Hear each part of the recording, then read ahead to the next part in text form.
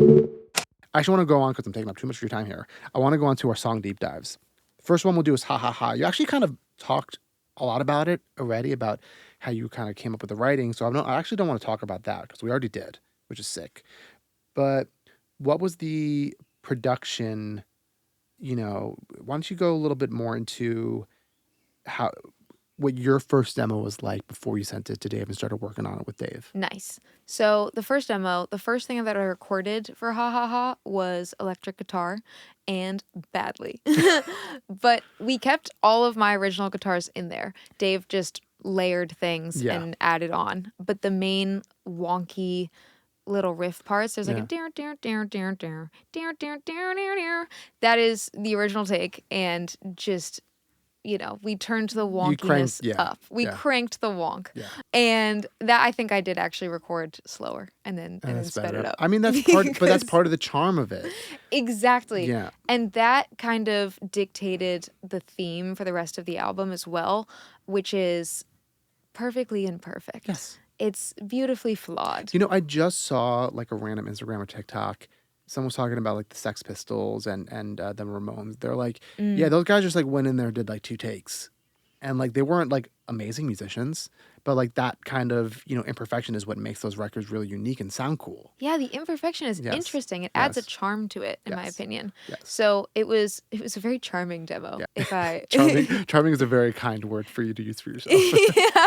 yeah, it was charming, and that's what I'm going to say about it, because I'm going to be nice to myself. But what today. was it? So it was just the guitars, your vocal. Did you add any drums in it yet? I did, yeah. Okay. So I found Splice drums. Shout out Splice. Really big production buddy of mine. Yeah. And the Splice drums, I think we kept parts of in, actually. Okay. And I added a bunch of filters and stuff, Yeah. and like chopped them up and like added, made them sound more interesting. Yeah. I'm trying to think of what else was in the original one. Just a lot of like weird little sound effects. Yeah. A lot of like clapping, percussion, and I love just sampling things around my studio. Like whenever I can add a weird noise in there, I will be adding it. When you're looking for like those weird little sounds that you mentioned, are you just like taking out your iPhone and recording things? You're like actually using your mic? I'm using my mic most of the time. Yeah. There are a few voice notes that made it in actually to the album. I sampled. I don't know if I should say this. Yeah, it's fine. There's one song called "If You Love Me," and so I wrote 2 songs. 2 songs got added onto the album, or I guess replaced other ones in the album quite last minute, and that's because As it goes. Yeah, I went through a little breakup end of last year, and I thought the album was done, and then that happened, and I was like, uh-oh, I have more songs to write. I was like, we thought it was done. Yeah. Not quite. And then one of them, Dave and I were trying to find like a fun little sound, just something to put like in between a line just to fill some space in the production. And I ended up like going through my whole camera roll and finding a video of my ex laughing. And it was so heartbreaking, but also the perfect little soundbite. It just happened to work. So we sampled the video, and Dave, I like sent it to him, I airdropped it to him, and he was we were trying to mess it up a little. Yeah. So he had the sound on loop, like the audio, and he had been looping it for like 10 minutes, messing with the audio, and eventually just like looks back at me and he's like, "Are you okay?" And I was sitting there just like tears. And I was like, "Yeah, I'm doing so good." He's like, "I'm so sorry, this is torture." I'm like, "No, it's fine." I'm like, "It sounds really good." Just like hear your ex's laugh it's over perfect. and over. Oh my God. I was like, "Keep it in." Oh my God. But So yeah, the sounds come from anywhere. one of my favorite parts of the song, and I have a feeling it's a lot of Dave because they're very Dave sounding, but the drums are really sick. Are those real drums, or did Dave just like sample, Oh my goodness. Thank you for asking this question, because I literally almost forgot. Yeah. So it started out as Splice, and we have a lot of Splice in there. Right.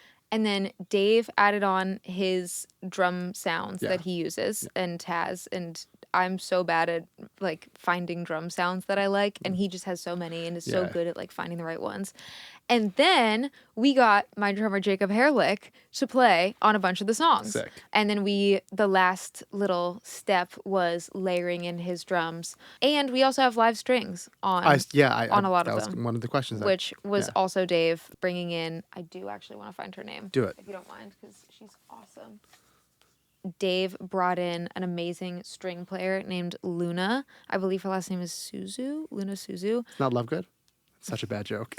What was it? Luna Lovegood from Harry Potter. You're not a Harry Potter person? I'm not a Harry Potter Oh person. my god, I thought you would have been. But I I've guess seen not. all of them, but only once. Yeah, But I'm ashamed to not have gotten that that's joke. fine. But Luna, yeah, amazing. Oh my gosh, the strings and the live drums just brought everything to life Yeah, so much. the strings were such like an unexpected thing, but they're really cool. They're Obviously. really cool, Yeah. right?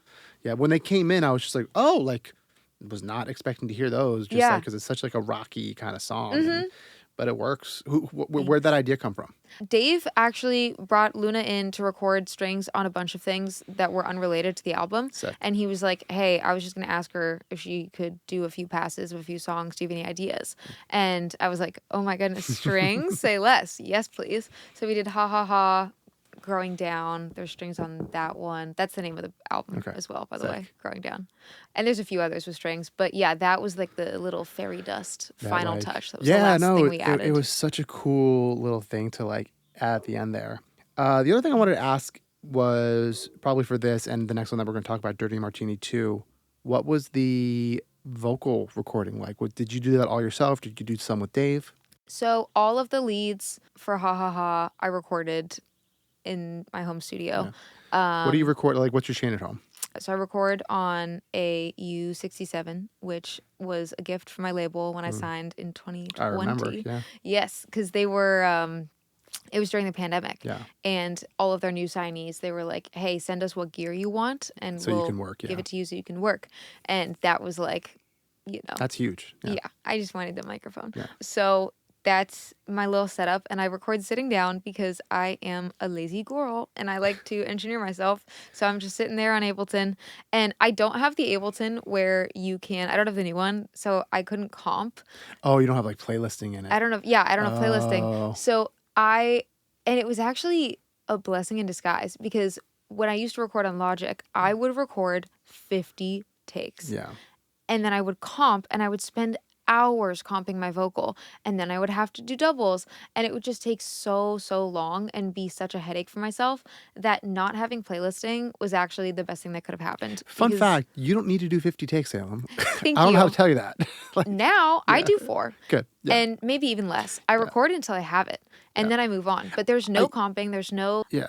If I don't like how something sounds, I will redo it, and then I'm keeping it. Yeah, I think that that's is like the lead. also kind of fits into this. Like, one, you also happen to be a very, very good singer, so you don't need, and like your pocket is, it's great. Thank you. But it's also, again, like the sounds, I haven't listened to the whole album, but this first record and the other one, they're raw. And I think you want to hear that.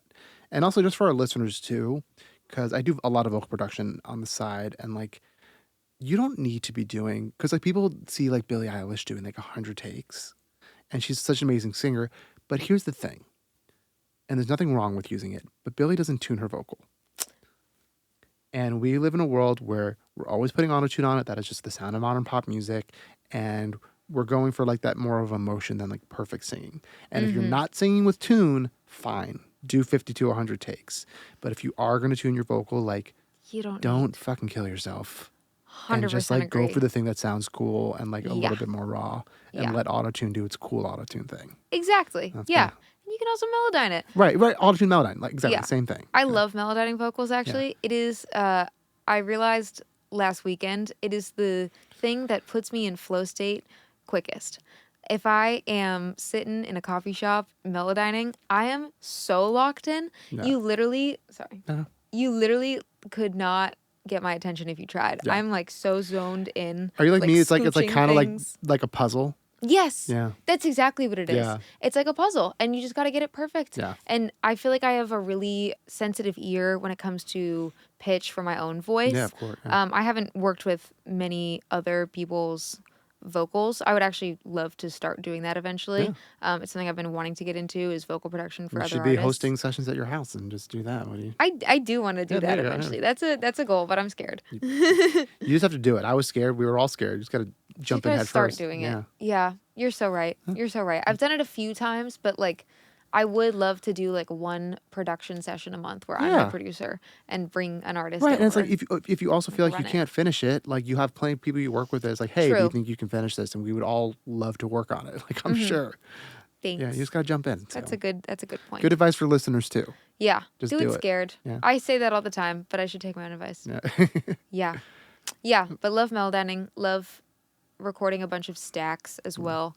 Big vocal stacker. Yes. For Hahaha, a fun fact is that Dave and I we called it a gang hang, where we invited some friends over and I printed out sheet music. Well, not sheet music. I printed out lyric sheets. Yeah. And most of the people that were there, not everyone, but most of them were in music. And I just taught everyone the choruses of things. And we put a microphone on the Omni setting in the middle of Dave's living room and just shouted at a microphone for like 3 hours and had drinks and ordered pizza. That's a fun day. It was really fun. It was like a later in the evening activity, so it felt more like a kickback. Yeah. And it was super fun, but that's how we got all the gangs for all of the songs. Sick. That's Except smart. for Dirty Martini, those are all just me being silly in my room, just like screaming at a microphone. I think that was at actually different really angles. smart, and that's actually a really great way into getting into Dirty Martini. Nice. I had the absolute Segue. pleasure of listening to this before the release.